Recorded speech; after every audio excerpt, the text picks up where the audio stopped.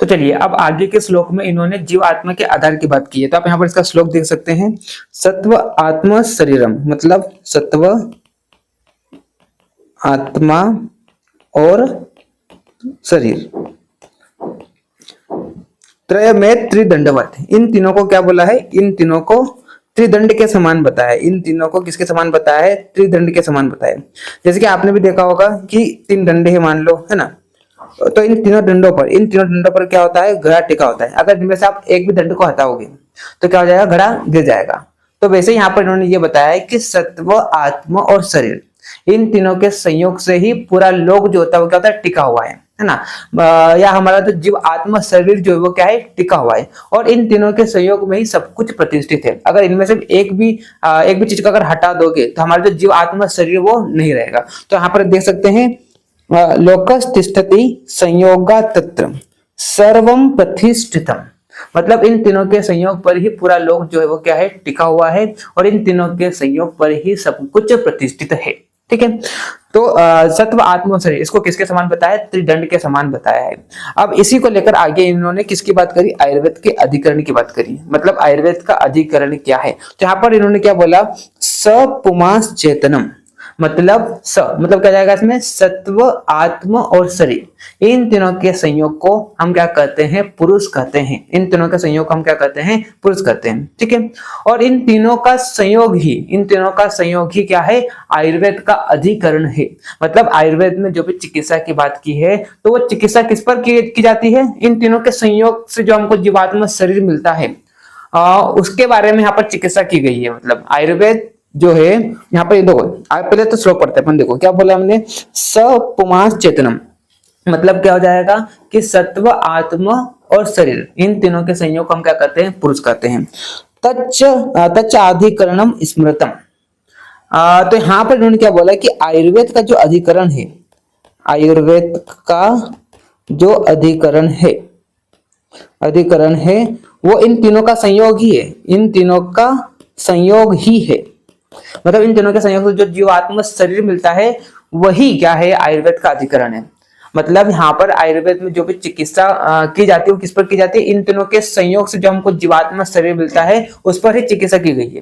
अगर आप बोलो कि सिर्फ आत्मा की चिकित्सा की बात करें तो आयुर्वेद में आत्मा की चिकित्सा के बारे में कुछ नहीं कहा गया है। अगर आप बोलो कि शरीर से आप क्या किसको हटा दो? सत्व को हटा दो, आत्मा को हटा दो और सिर्फ शरीर की चिकित्सा करो, तो वो उसकी चिकित्सा के बारे में भी यहाँ पर आयुर्वेद ने बात नहीं किया है। मतलब आयुर्वेद जो है उसमें चिकित्सा की बात जो की गई है वो इन तीनों के संयोग से जो जीवात्मा शरीर मिलता है उस पर ही आप क्या कर सकते हैं? चिकित्सा कर सकते हैं। मतलब तो आयुर्वेद में जो भी चिकित्सा बतलाई है वो इन तीनों के संयोग होने पर जो जीव आत्मा शरीर मिलता है ना, उसी की आप चिकित्सा कर सकते हैं। तो यहाँ पर इन्होंने क्या बोला कि आयुर्वेद का जो अधिकरण है वो क्या है? इन तीनों का संयोग ही है। तो आप यहाँ पर देख सकते हैं, वेद शास्त्र तदर्थम ही वेदो अयम संप्रकाशित, और इन तीनों के संयोग से जो हमको जीवात्मा शरीर मिलता है उसकी चिकित्सा के लिए ही आयुर्वेद शास्त्र क्या हुआ है? प्रकाशित हुआ है। तो आप यहाँ पर देख सकते हैं, सत्व आत्मा शरीर के संयोग हम क्या कहते हैं? पुरुष कहते हैं। और सत्व आत्मा शरीर युक्त चेतन, वही मृत रूप से सत्व आत्मा शरीर इस आयुर्वेद शास्त्र का अधिकरण है। तो सत्व आत्मा शरीर का संयोग ही क्या है? आयुर्वेद का अधिकरण है। मतलब आयुर्वेद की जो चिकित्सा है वो इन तीनों के संयोग से जो जीव आत्मा शरीर मिलता है उसकी चिकित्सा के बारे में यहाँ पर बतलाया है। अगर आप बोलो कि सिर्फ सत्व की चिकित्सा आयुर्वेद से कर ले तो नहीं, आयुर्वेद ने सिर्फ सत्व की चिकित्सा के बारे में कोई बात नहीं की है। अगर आप बोलो कि आत्मा सिर्फ आत्मा की चिकित्सा के बारे में आयुर्वेद में बताया तो नहीं, बिल्कुल नहीं बताया है। अगर आप बोलो कि शरीर से आत्मा को हटा दो, सत्व को हटा दो और सिर्फ शरीर की चिकित्सा के बारे में बात करें तो वो भी आयुर्वेद ने बात नहीं की है। आयुर्वेद ने किसके बारे में चिकित्सा की बात की है? इन तीनों के संयोग से, है ना, इन तीनों के संयोग से जो जीव आत्मा शरीर मिलता है उसकी चिकित्सा के बारे में आयुर्वेद में यहाँ पर बतलाया गया है। ठीक है, तो आयुर्वेद का अधिकरण क्या हो जाएगा? इन तीनों का संयोग हो जाएगा। ठीक है, और इसी सत्व आदि विशिष्ट लोक के लिए आयुर्वेद शास्त्र का प्रकाश किया गया है। और जो तीनों के संयोग से जो जीवात्मा शरीर बनता है ना, उसकी चिकित्सा के लिए ही आयुर्वेद शास्त्र का क्या हुआ है? प्रकाश हुआ है। ठीक है, चलिए अब आगे यहाँ पर इन्होंने द्रव्य की गणना की है। तो देखिए यहाँ पर इन्होंने क्या बोला? खा आदि खा आदि, खा आदि बोले तो क्या हो जाएगा यहाँ पर ख का मतलब क्या होता है आकाश, आकाश आदि 5 महाभूत। उसके बाद क्या हो जाएगा खा आदि अन्य आत्मा मनः काल दिशश्च द्रव्य संग्रह। तो मतलब यहाँ पर क्या हो जाएगा आकाश आदि 5 महाभूत, जैसे कि बात करते हैं आकाश, वायु, अग्नि, जल, पृथ्वी, ये सब क्या हो गए 5 महाभूत। उसके बाद क्या हो जाएगा आत्मा, उसके बाद मन, काल और दिशा, ये सब क्या है, ये द्रव्यों का संग्रह है जिन्हें हम क्या बोलते हैं कारण द्रव्य बोलते हैं। तो कारण द्रव्य में क्या हो जाएगा 5 तो महाभूत आ जाएंगे, उसके बाद आत्मा, मन, काल, दिशा, ये सब क्या कहलाते हैं कारण द्रव्य कहलाते हैं। उसके बाद उन्होंने क्या बोला इंद्रियों सहित, यहाँ पर देखिए आप स इंद्रियम चेतनम द्रव्यम, ठीक है।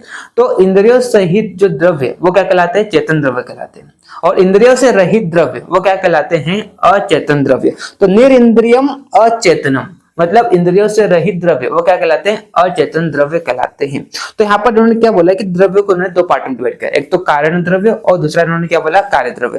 कारण द्रव्य में क्या उन्होंने बोला 5 तो महाभूत, उसके बाद क्या जाएगा, उसके बाद 5 महाभूत, उसके बाद क्या जाएगा आत्मा, मन, काल और दिशा। इस प्रकार से इन्होंने 9 कारण द्रव्य बताए, और इन 9 कारण द्रव्यों से ही क्या होता है कार्य द्रव्य की उत्पत्ति होती है। और कार्य द्रव्य को इन्होंने 2 पार्ट में डिवाइड किया है ना। तो जो इंद्रिय युक्त द्रव्य उनको उन्होंने क्या बोलते हैं चेतन द्रव्य बोल दिया, और इंद्रियों से रहित द्रव्य को उन्होंने अचेतन द्रव्य बोल दिया, ठीक है। तो चेतन द्रव्य क्या होते हैं जिनमें इंद्रिया भी होती है, और अचेतन द्रव्य मतलब इंद्रियों से रहित द्रव्य को उन्होंने क्या बोल दिया अचेतन द्रव्य बोल दिया, ठीक। चलिए उसके बाद यहाँ पर देखो, अब ये जो है ना द्रव्य जो हम चैप्टर पढ़ेंगे पदार्थ विज्ञान में, तो यहाँ पर हम डिटेल में क्लासिफाई करेंगे द्रव्यों को, है ना। क्लासिफिकेशन यहाँ पर बहुत डिटेल में बताया है, योनि के भेद पर बताया है, तो हम यहाँ पर डिटेल में उसको देखेंगे, ठीक। चलिए अब उसके बाद हम बात करते हैं गुण की गणना। अब आगे उन्होंने गुण की गणना की बात करी है, ठीक है। तो कितने गुण होते हैं इसके बारे में यहाँ पर बताया, तो आप देख सकते हैं यहाँ पर श्लोक है सार्था गुर्वादयो, सार्था मतलब क्या जाएगा यहाँ पर सार्थक गुण, जिसमें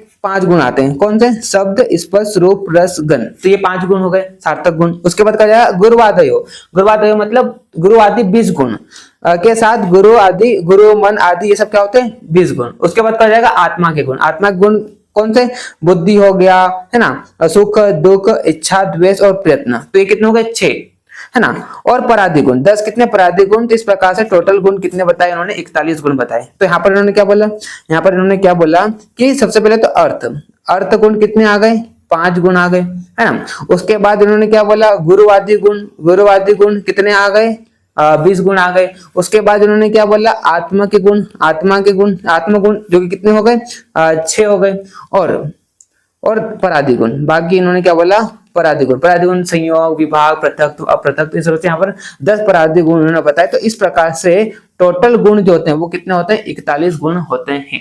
अब ये भी हम डिटेल में कहां पर देखेंगे पदार्थ विज्ञान में देखेंगे, ठीक है, कि कौन कौन से गुण होते हैं, है ना, और कौन किस गुण का क्या लक्षण होता है, तो सब कुछ हम डिटेल में कहां पर देखेंगे पदार्थ विज्ञान में देखेंगे, ठीक। चलिए उसके बाद हम बात करते हैं कर्म का लक्षण। अब इन्होंने कर्म का क्या लक्षण बताया है या कर्म की क्या परिभाषा बताई, तो देखिए प्रयत्न आदि कर्म चेष्टित मुच्यते।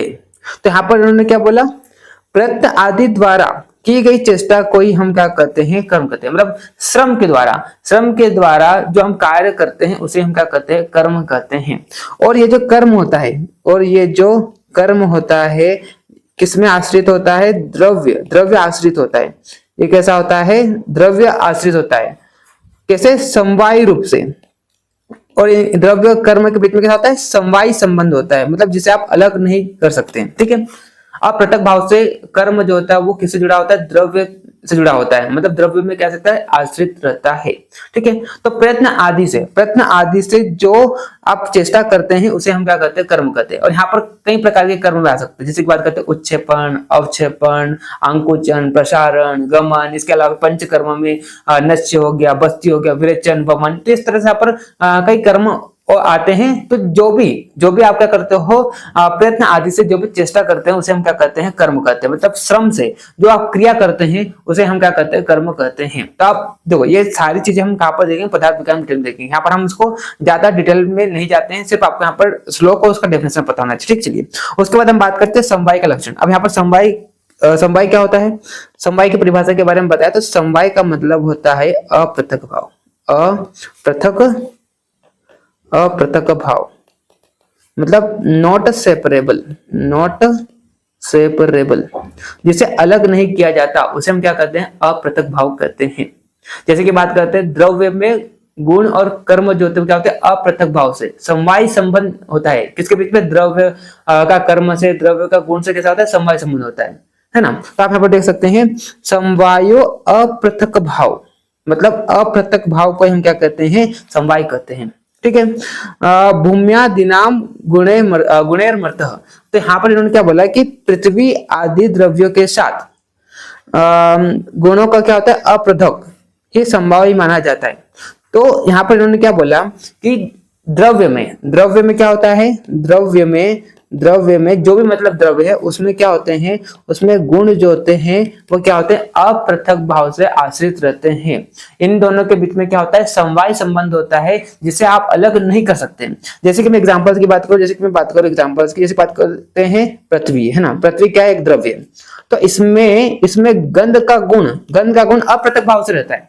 मतलब पृथ्वी है तो उसमें गंध का गुण होगा ही, या तो हम ऐसा बोल सकते हैं कि द्रव्य है तो उसमें गुण होगा ही, है ना। बिना गुण का द्रव्य संभव नहीं है। अगर द्रव्य है तो उसमें गुण होगा ही, और अगर गुण है तो वो द्रव्य भी है। ठीक है, तो ऐसा यहाँ पर बताया है ना। तो आगे देखिए यहाँ पर क्या बोला है, स नित्यो यत्र ही द्रव्यम न तत्र नियतो गुण। तो यहाँ पर उन्होंने क्या बोला कि द्रव्य है तो गुण होगा ही। अगर कोई द्रव्य, जैसे कि मैंने एग्जांपल क्या बोला कि पृथ्वी है तो पृथ्वी में गंध का गुण होगा ही, मतलब द्रव्य है तो समझ जाना उसमें गुण भी है, और अगर गुण है तो उसमें द्रव्य भी है। तो यहाँ पर आप देख सकते हैं कि जो अपृथक भाव से एक दूसरे से जुड़े होते हैं, इसे हम क्या कहते हैं, समवायी कारण बोलते हैं, समवायी संबंध बोलते हैं। जैसे कि बात करते हैं द्रव्य में गुण जो होता है समवाय संबंध से जुड़ा होता है, द्रव्य में कर्म जो होता है वो समवाय संबंध से आश्रित रहता है, जिसे आप अलग नहीं कर सकते। अगर द्रव्य है तो उसमें गुण होगा ही, उसमें कर्म होगा ही, उसमें क्रिया होगी ही। ठीक है, तो यहाँ पर क्या होता है कि द्रव्य का कर्म और गुण से क्या होता है, समवाय संबंध होता है।